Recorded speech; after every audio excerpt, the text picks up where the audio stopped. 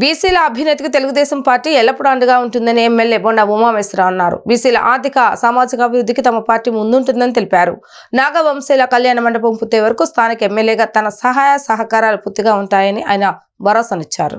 63వ division ABS road doctors కాలనీలో నాగవంశ కళ్యాణ మండపం భూమి పూజ కార్యక్రమంలో ఎమ్మెల్యే బొండా ఉమామేశ్వరరావు పాల్గొన్నారు. ఈ సందర్భంగా ఆయన మాట్లాడుతూ బీసీ వర్గాల అభ్యున్నతికి తెలుగుదేశం పార్టీ ఎప్పటికీ వెనుదన్నుగా నిలుస్తూ వచ్చిందని తెలిపారు. గతంలో నాగవంశ సామాజిక వర్గ సంక్షేమ భవనం కోసం స్థల సేకరణలో తాము సహకరించామని, నేడు భవన నిర్మాణానికి భూమి పూజ జరగడం ఎంతో ఆనందంగా ఉందన్నారు. నాగవంశ కార్పొరేషన్ చైర్మన్ ఎరుబోతు రమణారావుతో పాటు నాగవంశ సామాజిక వర్గ పెద్దలు, సోదర సోదరీమణులు పండుగ వాతావరణంలో ఈ కార్యక్రమాన్ని నిర్వహించడం అభినందనీయమన్నారు. భవన నిర్మాణం పూర్తయ్యే వరకు నియోజకవర్గ ఎమ్మెల్యేగా తన పూర్తి సహకారం, అండదండలు ఎల్లప్పుడూ ఉంటాయని హామీ ఇచ్చారు. బీసీల ఆర్థిక సామాజిక అభివృద్ధితో పాటు అన్ని వర్గాల సంక్షేమానికి కూటమి ప్రభుత్వం తెలుగుదేశం పార్టీ కట్టుబడి పనిచేస్తుందని స్పష్టం చేశారు.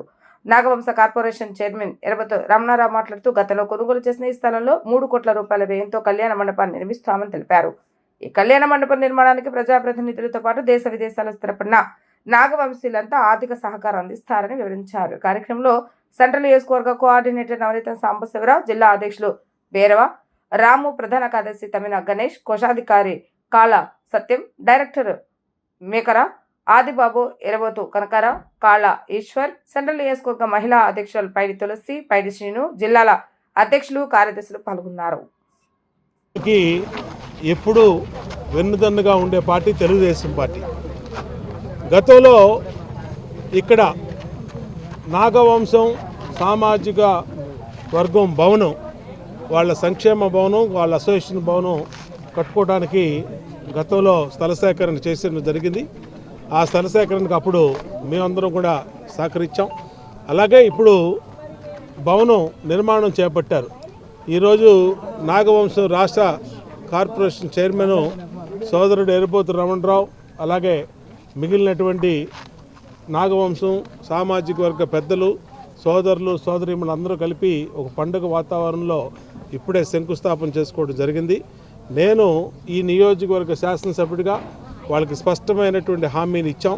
తప్పనిసరిగా ఈ భవనం పూర్తయ్యే వరకు ఈ నియోజకవర్గ శాసనసభ్యుడిగా నిత్యం దీనికి అండగా ఉండి ఈ భవనం పూర్తయ్యే వరకు కూడా నాది బాధ్యతను కూడా వీళ్ళకి తెలియజేయడం జరిగింది. బీసీల అభ్యున్నతి కోసం, బీసీల ఆర్థిక అభివృద్ధి కోసం అన్ని సామాజిక వర్గాలకు కూడా సహకరిస్తాం, అండగా ఉంటాం. 63వ డివిజన్లో నాగవంశీల కళ్యాణ మండపం శంకుస్థాపన చేయడం గౌరవ శాసనసభ్యులు ప్రభుత్వ విప్ బొండా ఉమామేశ్వరరావు గారు ముఖ్య అతిథిగా, రాష్ట్రంలో ఉన్నటువంటి అన్ని జిల్లాల నుండి కూడా నాగవంశ కుల పెద్దలను కూడా పిలిచి ఇక్కడ శంకుస్థాపన చేయడం జరిగింది. ఎందుకంటే గత 75 సంవత్సరాల నుంచి మా తాతల నుండి, తండ్రుల నుండి, మా వరకు నుంచి కూడా ఈ వలస కూలీలుగా వచ్చినటువంటి ఉత్తరాంధ్ర జిల్లాల్లో ఉన్నటువంటి మేము ఈ ప్రాంతానికి వలస కూలీలుగా వచ్చాం.